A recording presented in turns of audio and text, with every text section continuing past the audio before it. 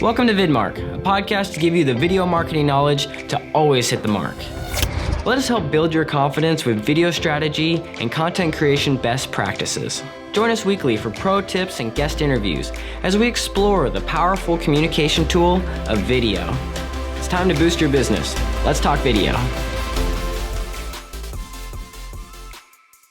All right, welcome back to the VidMark podcast. I'm excited to be joined by Adi, who helps businesses scale and grow by implementing efficient business infrastructure, processes, and systems. BizSuccessCG are experts at creating, documenting, and implementing processes and procedures in small to mid-size companies. They work with companies that want to scale and expand, as well as companies that are gearing up for a transition. Adi, thank you for joining me today. Well, thank you. Thank you for having me. Did I say your company right? It's BizSuccessCG? Business Success Consulting Group. Yep. Gotcha. So the Consulting Group. I should have known that.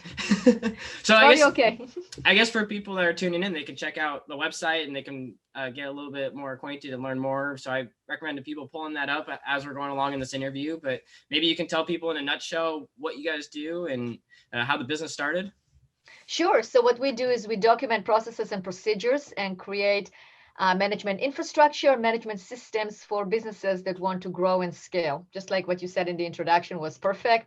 We work with businesses that want to grow and scale, and we create the processes and procedures, document it, etc. That's awesome. So yeah, scaling and growth is a big challenge that a lot of businesses run into. How does that process start? Do they reach out to you? Do you see businesses that are, they're doing really well and you can take them to the next level? What does that relationship look like? Yeah, absolutely. So it will be businesses that, are in business. So it'll be business owners that reach out because their businesses have gotten to a certain point and now they want to take it to the next level. They want to grow, they want to scale, they want to hire more employees, they are overworked, overwhelmed maybe, and they just want to, so what do I do to break that cycle and start growing instead of going in circles, actually start growing in a linear way? Totally. Yeah. And I would imagine, we're going to probably jump into COVID and the pandemic in a little bit, but there are some businesses that have done well during this time. I imagine the technology sector, people that sell products online, they're doing a lot better. Absolutely. So those are probably the businesses that are looking to scale and grow. Yeah, absolutely. Yeah. That's awesome.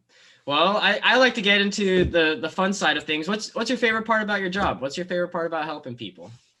Well, I think that's my favorite part is the helping people, but it's really bringing order into companies, like make companies organized, bringing order, bringing sanity into a business. That is my favorite part, is like taking all the moving parts and all the confusion and the overwhelm and how we're going to ever get it and just put it all together and give it to the business so they can operate in an orderly way. That's my favorite part. That's awesome. And I guess maybe telling us a little bit about yourself, is that something that you've always had a knack for, or is that a new skill that you've developed over many, many years? Yeah. It's definitely had a knack for it. I like it. I like doing that. I started my career as an industrial engineer, and I decided that I'm going to study industrial engineering because it combined science and also the understanding of people, right? So working with people, which is my two, they're kind of opposite, but they do mesh together. It's the people part and the process part together. And that is what I studied. That's my education. And that's what I've been doing for over 25 years. And I love it. That's awesome. Have things changed in that time, how people do processes, or at the end of the day, is it still you're taking a big, very challenging thing, let's say Mount Everest, and you're trying to figure out what's that first step to climbing that mountain? Yeah, the principles are the same principles. I mean, even if we're doing more complex things or different systems or things are much more automated, we have more productivity tools that are easily accessible and automated. It's still the how to break down a process is how to break down a process, and how to create a process is creating a process. Totally. Do you have any recent examples that come to mind for you of a process that you had to break down? Yeah, for sure. So, for instance, I was working with a property management company, And the reason why we start working with them, they engaged with us because the owner wants to grow and scale. He's seen definitely an increase in his business. He wants to also acquire another property management company, and merge both companies. And he needed actual systems, because what was happening is that he was doing a lot of the things, and his staff will come to him and ask him all kind of questions, right? And he was not able to get out of the business and work on the business. He was working in the business, and he didn't see how he can grow and scale and become lean and efficient, because it's also profitability, right? He wanted to make sure he has a profitable company. So we started working together. We basically documented all of their processes, procedures, and policies. And at the end, he got like a great training manual where he was able to bring people on. And also during the pandemic, where those people were working remotely, and he was able to onboard them and get them grooved in what needs to be done, and great success. Wow, that's an awesome success story. And then for him, he's probably now he freed up a lot of his time to work on other things. And Correct. I really enjoyed what you said. Instead of working in the business, now he's able to work a little bit more on the business. Yeah, a lot more.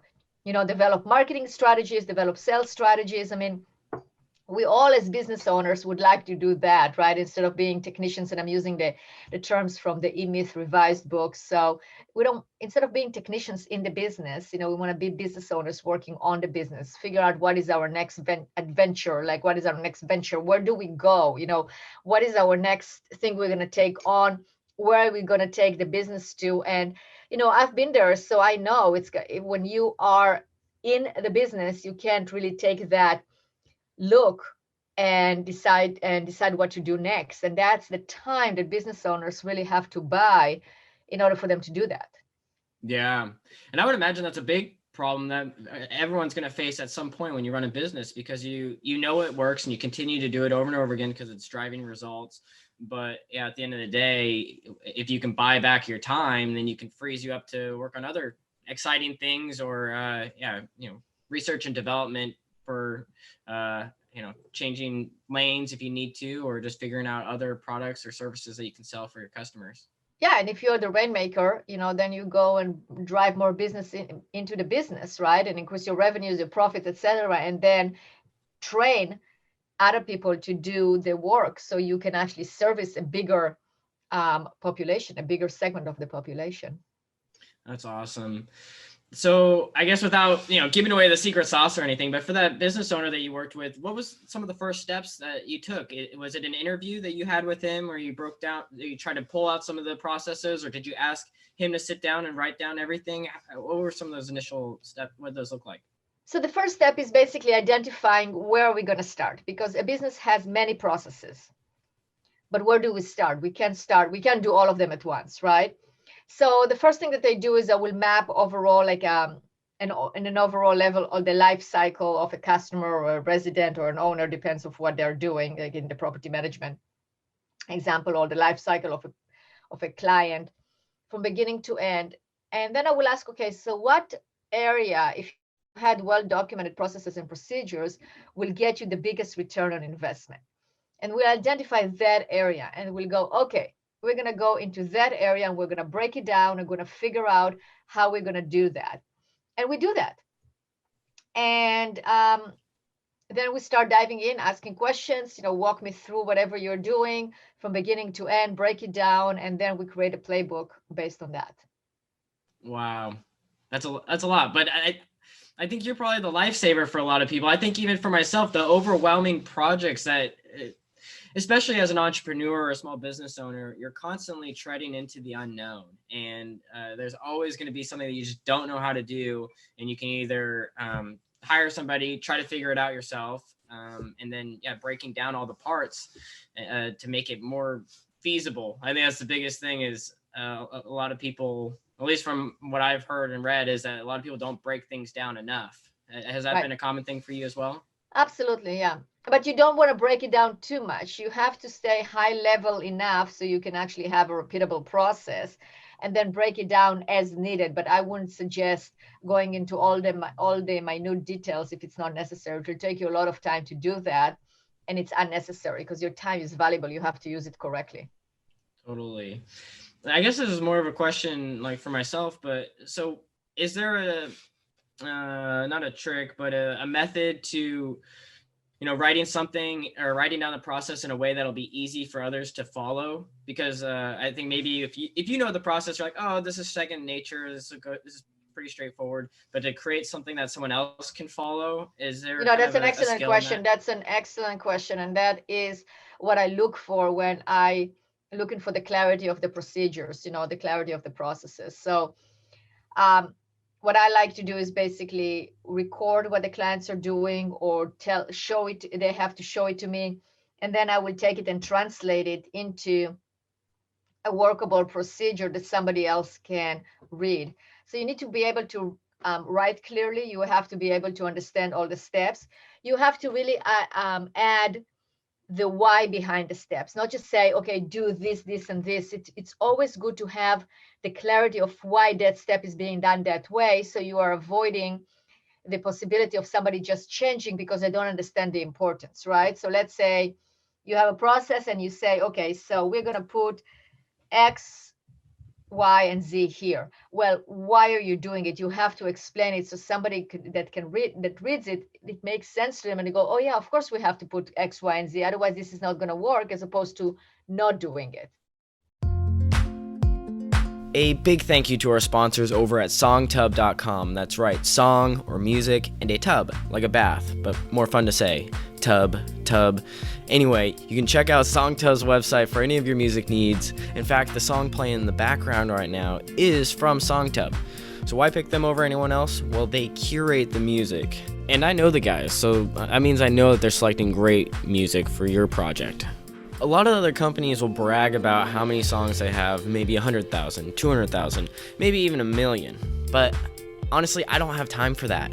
I don't have the time to just sit down and go next, a song not so great, trying to figure out where the best music is. Songtub.com, great place to get your music, and now I'm excited to offer you the first month for free if you go to songtub.com/pro, P-R-O, and we have a promo code for you. Yes, that's right, my name, your host, Brian, B-R-Y-A-N, and that will give you your first month free to have access to a huge music library that you can use towards your next video project, podcast, or any of your general audio needs.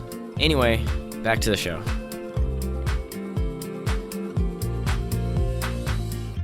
That's awesome. Yeah, and I know for a lot of people, having a why is a motivator and a driver. So that's great. So let's take an example, for instance, like, we talk about a property management company. So you can write a step there, file the contract in the first file, in the file cabinet, right? And the drawer in the file for that particular property.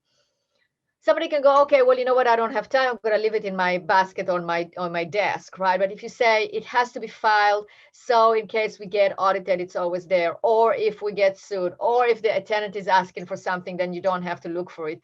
Then it has a specific reason, and then I will do it. I will be more inclined to do it because I understand the logic behind it. Wow. I mean, imagine, do you have any recommendations on like tools that people can use when implementing different processes? I'm sure anything as simple as like a Word document or a Google Doc. Is there more sophisticated software that people Absolutely. So I like to use process documentation software. I like to use Suite Process. It's an excellent software. There is Process Tree, there is Trainierly, there is a lot of there are several softwares out there. There's Whale. I tend to use Suite Process because it's very easy to use, very intuitive, and it's you can add all the methods of learning. So it can be you can add videos. I know you're an expert at videos. Well, you can add videos there, right? You can add screenshots. You can add you can attach documents. You can have links to different places. So it gives you a lot of flexibility. It's easy to use because you don't have to format. Like in a Word document, you have to make sure that the format is the same, because you do want to have a header that is the same. You do want to have the name convention. You do have to have some uniformity so people will know this is a procedure I need to follow. So that using a software like that takes that away, and it allows you to actually have uh, it's easier. It's basically easier to document that way. It also has version control, and it has different hierarchy of who can go and change. It also have the ability to sign off on documents. So if somebody is actually, if you assign it to an employee to read a document, they can sign off that they did. So there's a lot of advantages to that. Yeah. Wow. That's thank you for mentioning those resources, and that's very cool that it has a video function, and yeah, that can be a good way of showcasing screen share or just having a visual person to communicate with. Do you build in like rewards? I mean, obviously people following these procedures, they're employees, so the reward is could be monetary, but do you try to figure out a way to not only rationalize with the why, but some kind of payout for people?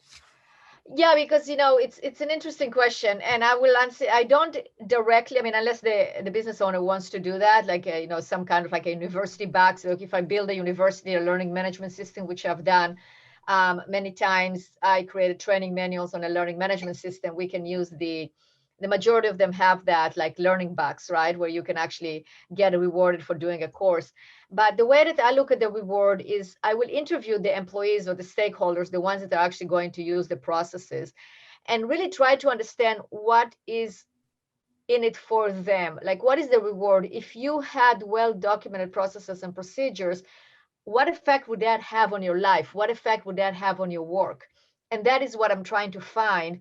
So then that's what motivates them, right? That's the prize at the end of this project, that they will actually have that. So that's what how I like to look at it as a reward. Wow. So I'm sure you just have a bunch of sigh of relief from people when you're able to streamline and make their Yeah, lives just so much more efficient. absolutely, absolutely, yes. Wow. Well, we're in an interesting time. I wanted to talk with you about the pandemic, and I know for myself, I had to pump the brakes in March. All the processes that I had of going out and meeting with people in person had to change dramatically. Have you seen a big shift for people? Have you had more requests now to help with the processes of transitioning during this remote digital Absolutely, time? absolutely, absolutely. Because again, the world of 2020, pivoting, right? People had to pivot, people have to change, people that business owners, in order to stay alive and continue to function, they needed to streamline those processes. They wanted to be leaner than ever. They wanted to be more efficient, and they need to in order to survive. Totally. Um, what's something that people can do? I know people, I'm sure, have already started making the transition, but what's something that people can do to make transitions easier? And I know it's kind of an open-ended question, but what's kind of the first thing that comes to mind for you? Have a structure, because that's what we need. We need more than anything else. We need a structure. We need a structure on how to structure our daily lives. So, we actually do get up in the morning when we need to and start working, so whether it is a meeting in the morning or it is some kind of a structure. So your day is structured, right? And then also use productivity tools so you can actually produce and end your day at a certain time, and then get out of your day, get away from your desk, and not continue working all the time. So you need to have that structure, that schedule that you're setting, and also productivity tools that you can use in order to make your work more productive and end on time. That's awesome. Yeah, because I think for small business owners, one of the big, when I read a lot of these blog posts, avoiding burnout is a big thing, and that's probably Sure. because they don't have a structure, and there's a lot of thought. What is it? A lot of people out there that say you need to be putting in like 100+ hours a week, to be able to even run a business. But I don't know. There's different schools of thought that say, yeah, you want to avoid burnout. And so do you tell business owners to maybe try to end your day at a certain time, or is it just when they've completed a certain list? It's really up to the individual and what kind of a business it is. So it's up to them. I don't tell them what to do, but I interview them and ask them, what do you want? If that's a big thing for them, then we'll work on it. We'll figure out what processes do we have to put in place so they can do that. If they don't mind working long hours, so maybe, now the kids are at home, they want to homeschool their kids and then work in the evening, that's fine. But let's have a process and let's be productive during the time that you're working so you can actually accomplish more in less time. Yeah. I was reading this one stat that was saying, the 40-hour work week is kind of pretty an old school model, whereas you can still be, I imagine if someone implements some of the processes that you put in place, they might be able to save a lot of that 40-hour week, and they might be able to do it all in 10 hours or, Yeah, or you can half have the a time. 40 hours a week, you can have a 60-hour week, but it's productive hours, right? I mean, you can triple your business as opposed to having a 60, 70-hour week and still tread water and not expand your business. So that's why it really depends on what do you want to accomplish and what are you willing to put in there. Yeah, and kind of like working backwards. Yeah, exactly. So creating policies and procedures. What's kind of a general tip that you give to people? Because I think I've never really created a true policy, but I've had a few like steps that I've played around with. Maybe even for this podcast, trying to think about how to break it down and streamline the process so I could have someone else edit parts of it. But what's a good starting spot for a Just policy? start somewhere. As I said, look at your business and decide what area, if you had well documented processes and procedures, you'll get the biggest return on investment. What area is the most disordered or confused or not organized that you have to bring order to? What area of your business is that, right? So if I ask you the question, think about it in terms of you're looking at your business, what area of your business you need to bring order in, you need to bring order the most to, right? Yeah. And identify that area. We all have that area, right? What's your instant response to that? Good. So that's the area. Let's start there. Let's start by actually looking at the area and decide, okay, from all the activities that I do in that area, what is the one thing that I can actually sit down right now and write the steps of how I do it? And don't overcomplicate it. Don't overthink about it. Just start. And it's just like an avalanche. You start and then it becomes easier and easier and easier. And you get into that frame of mind of documentation and doing things like that. Yeah. I think, thank you for kind of breaking down that whole process there. I think for a lot of people, when they think of policies, procedures, and order, they might be like, oh man, that's a lot of things to worry about. But have you heard from some clients that say like, hey, this is actually a lot more fun than I thought it was going to be, like outlining and Absolutely. mapping? Absolutely. Especially at the end result. They go like, okay, now I can see that I can scale. Now I can see that I can expand. Now I can see that I can, get away from my business so I can look at it from the outside in as opposed to being in the business all the time. So yeah, and they go, you know what, that was painful. I thought it was overwhelming, but it's not that hard because I'll make it easy. It's hard work. I mean, you do have to work at it. You have to be committed. But I see how it actually brings calmness to people, believe it or not, because it is stressful to be in the middle of the whirlpool. It's like all the time, it's like the whirlwind, right? It's like stressful to be there all the time. But when you can actually go, oh, okay, I understand what's happening right now. There's a big relief that comes with it. And also the relief of knowing where you stand from the employee's perspective. It's also from the owner's perspective. I'll give you an example. We were actually doing a documentation process with a real estate company. And they were just hiring a new realtor, and he came on, and we were having a staff meeting where we presented the the process manual, the organizational chart, the scorecard that we created, all those tools in order to create infrastructure. And he looked at it and he goes, wow, I'm really glad that I made a decision to work here because I understand where I stand. I understand where I fit in this organization. I understand what is expected from me. And I understand how I can be successful because we have a scorecard that measures the output of the process. So he understood that in order to actually, if he follows the process, he will get to the output that will be measured by the scorecard, and it will be very easily seen. So that was a great point of relief for him, which was great because that's what I live for, is like help others achieve that point, right? It's like achieve sanity and more clarity and more and basically create it like as a stress-free environment. Wow, that's awesome. And I'm sure he is just ecstatic that you simplified things. And I think it's nice to be able to have like a roadmap, something that you can point to, that if I do X, Y, and Z, it's going to yield this result. Absolutely. I know, it's just refreshing my memory on Atomic Habits. I don't know if you're familiar with that book, Yeah. but they were saying that, or it says in that book, that a lot of people set goals, and especially we're moving into the end of the year. I'm sure there's gonna be people setting goals for the new year, and the goals are actually kind of the problem. A lot of people should be setting up are the systems to allow you to get to the goals, rather than just having these lofty goals. You kind of have to break it down and work backwards. That's exactly right. So you have to have both. I mean, you have to have like your goal, where you want to reach. You have to see the mountain. You have to see the top of the mountain, but you have to have a very good map that lines out each one of the milestones in order to get to the top of the mountain. Yeah. Oh man. Well, this is the VidMark podcast. So have you started to see the use of mixed media? I think you mentioned briefly there was a little bit of video use. Absolutely. But people using audio. I know there's like internal podcasts now that companies are putting together to get people used to processes and procedures. Yeah. Yeah. Absolutely. I mean, I use video. I mean, I have my clients use video all the time. So either recording themselves, recording simply with Loom, just recording screenshots. That's another thing. They go, oh, well, I don't have time to write this process. Okay, good. So just show me how you do it. Turn on Loom, start recording, or Screencastify, whatever you use, and start recording. And then before you know it, you have a library of how you do things. So yeah.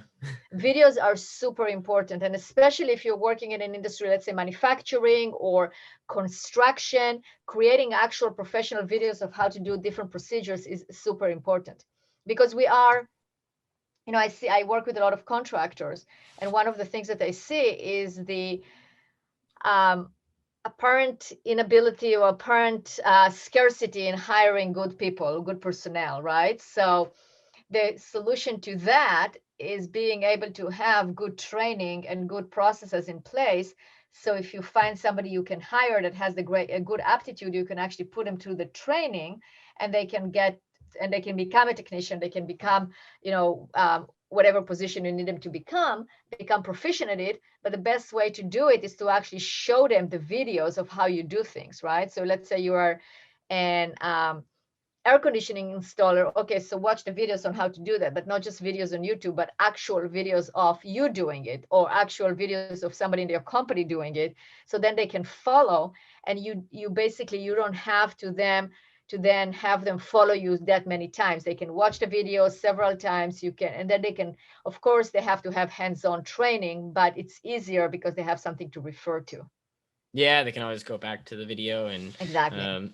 Yeah, and I always tell people it's like kind of another emotional connection. You're able to, say it's your boss that's saying, putting together the video. You're like, oh, I feel like I kind of I know my boss a little bit better through the video, the hands-on training. So. For sure. And in onboarding employees, it's extremely important. It's like we don't, especially now, we touched about the COVID, right? I mean, hopefully this podcast here will be eternal and we'll live for a long time. But this is 2020, the end of 2020, and we still have the pandemic, right? So people are working remotely. So it is important that you have those welcoming videos that explain about the core values, videos that explain about your mission, videos that explain about your strategy, what your company is all about. And those welcome to the company videos are extremely important. They're also important in recruitment, in hiring, because then you can really put forth what is your company all about, what is important to you, and then resonate with candidates that align with your core values. Yeah. And I think it's just nice to get everyone on the same page, and you're able to explain the vision, and getting everyone on the same page with the values as well. So absolutely. Yeah, and we're transitioning. Yeah, like you mentioned, this podcast, it will live on for eternity, but we are moving into the holiday season, and I'm sure some of these tips for the holidays are going to be just as good every single holiday season. They'll be, it's evergreen. And you recently wrote a blog post about staying motivated during the holidays, or how to motivate your employees during the holidays. Do you want to give a quick recap on that, or maybe there's like one or two points that really stand out to you? Sure. So how do you motivate your people during the holidays? I mean, what can happen during the holidays? It can be there are distractions, right? People are thinking about time off, the family. They're thinking about, they might be, thinking about how they can't spend time with their family because they can't travel or they don't want to travel, or we have to keep it to the small group. So whatever it is, there's all these things that are basically are distractions, right? They're dispersing. People are thinking all over the place. So do things that are to keep your team focused, whatever it is. It might be morning huddles, it might be team meetings, it might be setting goals that are very specific for the holidays with target attainment, that if they do that, you can give some rewards for it. We talked about rewards. So let's reward good production. Let's go, okay, this is the last sprint. Maybe you are going to give them the time off between Christmas and New Year's. Okay, good. So before then, let's set up those production goals. And if everybody meets those production goals, you're going to get more days off. Whatever it is, just make sure that all the activities that you are doing are very focused, and stay more in communication, not in less communication. Yeah, because I think that's when I'm a small business owner. I work, on my own, but that's why I have this podcast is a great way to connect and collaborate and talk with other people. That's right. But I think that's a big motivator for people, having a lot more communication and probably even being transparent. Like, hey, I'm not feeling as motivated this week. And usually the team can maybe provide some tips or insights, or it's just nice hearing. I sometimes get motivated just hearing other people's goals. Cause I'm like, oh, that's a good goal. If they can do it, maybe I can try to do something similar too. Absolutely. I agree 100%. Yes. A cactus knows how to survive. It can endure scorching heat, limited rainfall, and defends itself against critters daily. Your business is no different. To survive harsh conditions, it's important to develop deep roots using media content that'll continuously nourish and support your marketing efforts day after day. Tactus Media is here to help you determine a strategy and create media content. Together, let's map out the next sequence of videos, podcasts, and social media to help your business thrive. Work with Tactus Media, media tactics that stick. Ouch! Visit tactusmedia.com to learn more.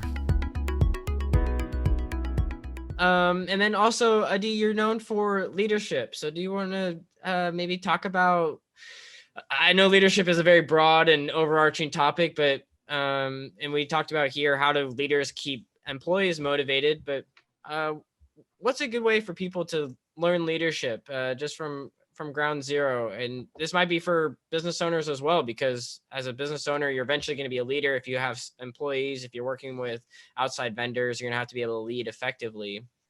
Right. So I think, for me, the way that I touch leadership is really by empowering the business owner to become a leader. Because to the degree that you're working in the business, to the degree that you are involved in the day-to-day operations, when you should actually be outside the day-to-day operation, you're not really being able to lead your team. You're basically being a technician, or you're being somebody that works in business. So it's going back to that point. If you want to lead, you first of all have to buy yourself the space, or get yourself the space to lead, right? So in order to do that, you have to extract yourself from the day-to-day operations.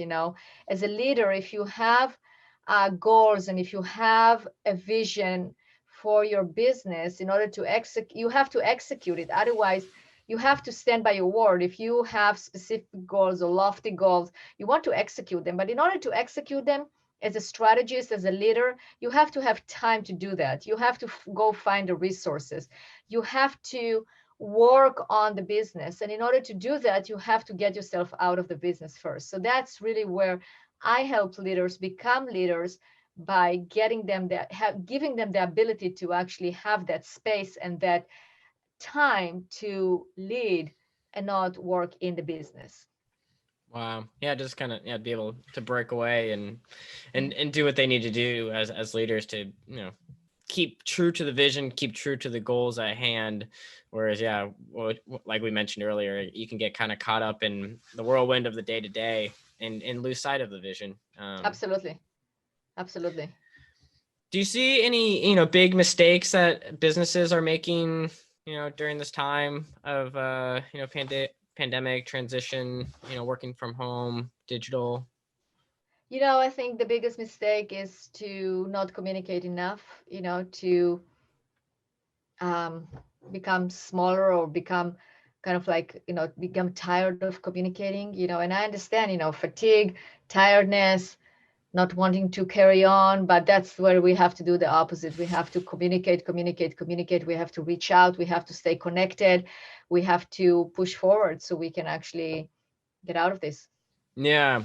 And communication takes a lot of different forms, so when you say communicate, like weekly check-ins with your team, daily Everything. huddle. Communicate to your customers, to your clients, the daily huddles, the weekly staff meetings. It's like reach out to the team and ask them how they are doing.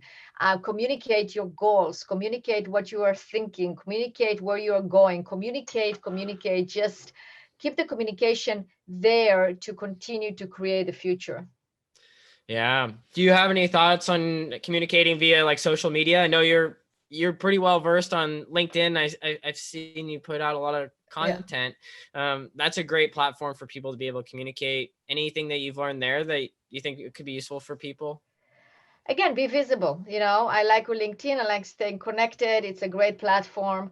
I'm not a social media expert. I have a great marketing person that helps me with it, right? But and she's been working with me now. We've been working together. She's part of my team, and she's awesome at that. So I refer to her. So maybe that will be my advice is, as a business owner, you can't necessarily do everything. Use the help of talented, good people that can help you in areas that you are not an expert. Realize what areas you're not an expert at. And I can tell you, I'm not an expert at social media.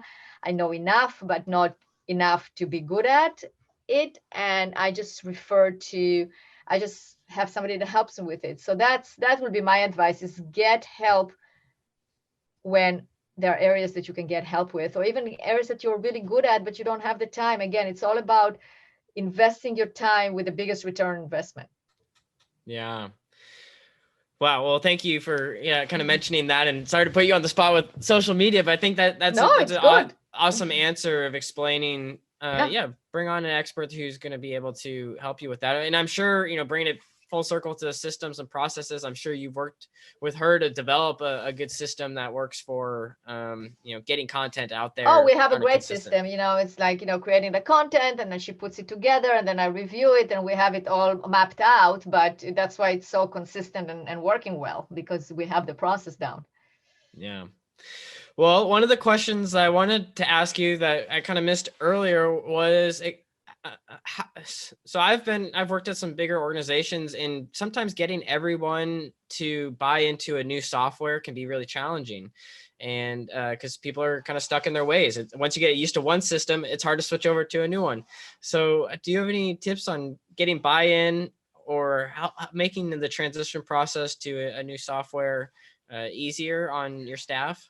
Sure. It has to be really on an individual basis in terms of each person reacts differently to change, and there are different ways of actually implementing change and managing change.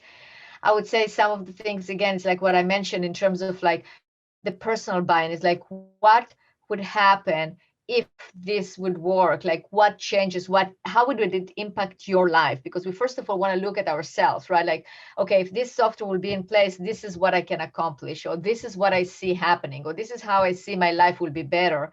And I will start there just for each person seeing their own personal buy-in. It's like, okay, so what flaws do you see with the current system? Okay, good. So this is how this new software is going to handle those flaws, right? So it's something that they're looking forward to and want to use.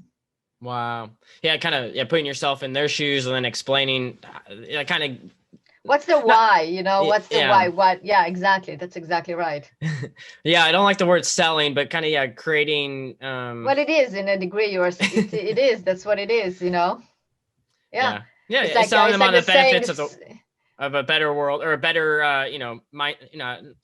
I guess it is. Yeah, they'll be living in a better world where the software, like everything is going to be streamlined and more efficient. Exactly. That's exactly right. Wow. Well, Adi, we were talking before this. bringing out a crystal ball and, maybe explaining what do you see for 2021 for future predictions for how people approach processes, more softwares out there, our business is going to need to continue to pivot. What are your thoughts? My thoughts that we are headed, it's going to be a bright future because people did pivot, people did become leaner. Those that are going to do well and survive this pandemic and those times, they really needed to make some changes, and they made those changes to be able to be more efficient, to be able to survive, to be able to, they probably, from my experience, a lot of business owners looked at their systems, look at what they're doing. It was a time to reflect and evaluate and decide which direction to go. So I look at 2021 as a year of implementing those changes and continue with that. We don't have a crystal ball, so I don't know what will happen, but I do see a good trend in terms of taking things to the next level in ways that before we didn't even think about, or we didn't think it would happen that fast. So I think it really accelerates something, whatever happened to us in 2020, whatever changes we had to make really accelerated looking at our businesses and making it more productive and more efficient and more streamlined. Yeah. And I might even add digital on there as well as another thing that many companies had Absolutely. to figure it out, build an online store, or, just put more resources towards the digital space. Absolutely. Absolutely.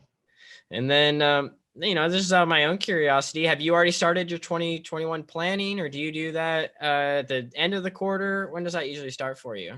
This is a very busy quarter for me right now because a lot of people trying to finish the projects before the end of the year, and also looking at the projects for 2021. So I'm working with them on that. So I usually take off the last week in December, and then I really do my planning. So that's kind of like my tradition.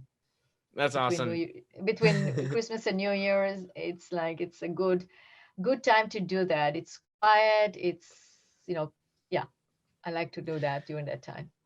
Yeah, December always feels like, it's a time of hibernation or, new beginnings. And so you're going into the dark and trying to just focus on yourself and, start planning ahead for the new year. And I like the idea of I think this year it falls a little bit on a unique time that the last 2 weeks I anticipate none of the clients I work with are going to be wanting to do too much production during that time. But yeah, that's right.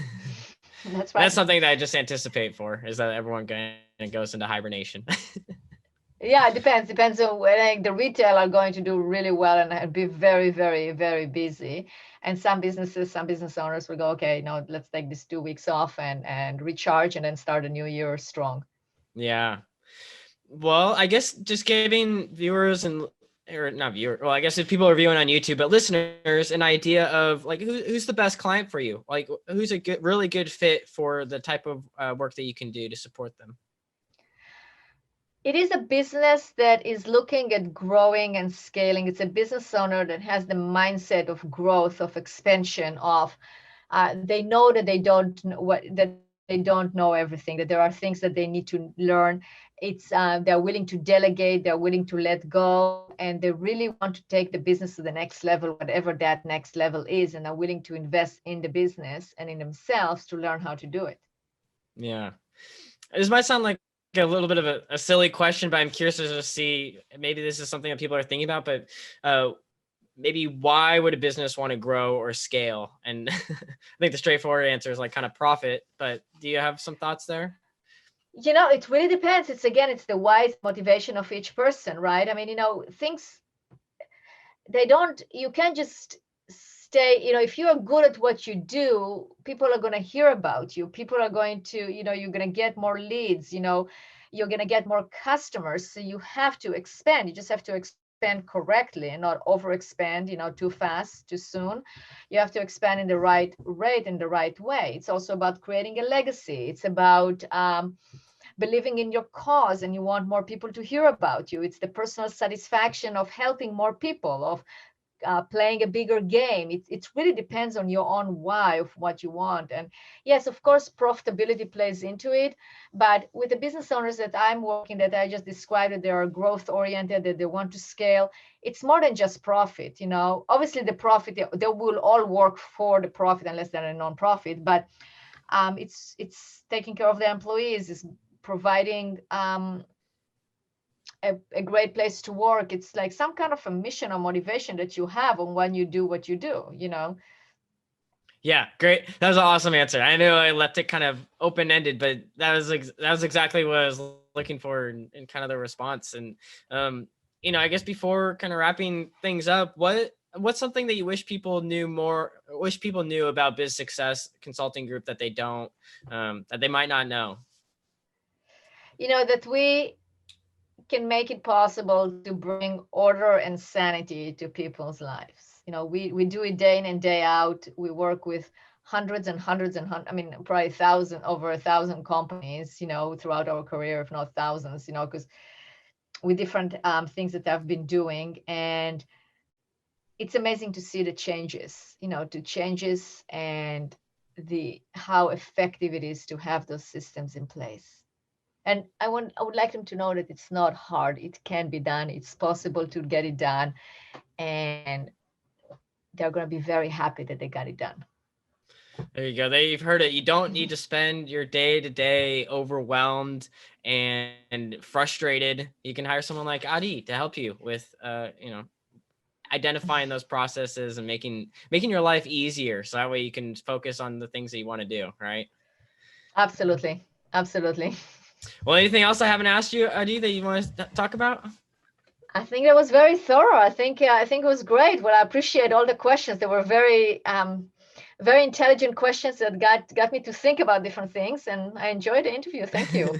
Yeah, I appreciate your time today, and I just want to acknowledge you. I just want to say thank you for helping all those businesses out there and helping make lives easier for business owners. It can be a big struggle and really big challenge. So keep up the awesome work that you guys do, and thank you for your time. Have a great holiday season as we are entering into December. Yeah, same to you. Thank you, and to all of our listeners. Absolutely, and let's make 2021 an amazing year. Let's do it.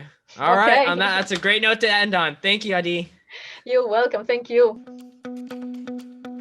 Thanks for tuning in to VidMark, a place for all your video marketing needs.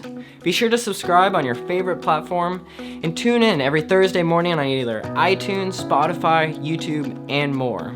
For a behind-the-scenes look and some bonus tips, you can follow us on Facebook, Instagram, and LinkedIn. Until next time, good luck with your video marketing efforts, and remember, always hit the mark.